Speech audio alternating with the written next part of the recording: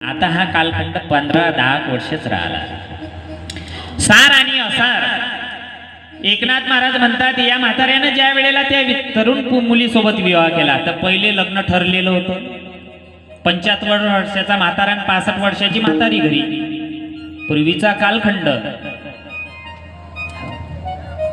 आजीच्या काळातला.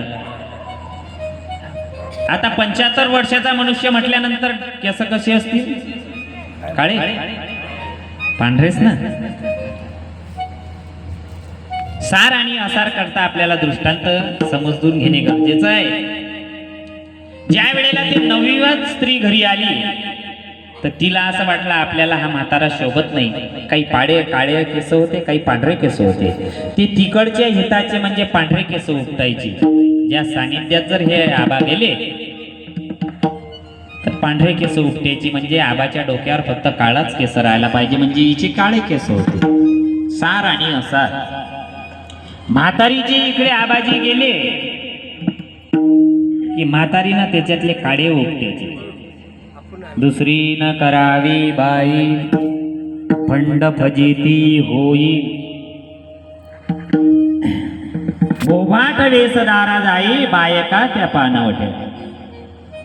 आता एकीनं काळ्याचे आणि एकीनं पांढरे काढ्याचे. किती केसर डोक्यावर शिल्लक राहतील? म्हणजे सार आणि असार.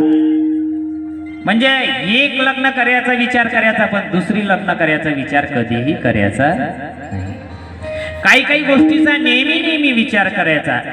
क्षणोक्षण हाची करावा विचार, क्षणोक्षण हाची करावा विचार.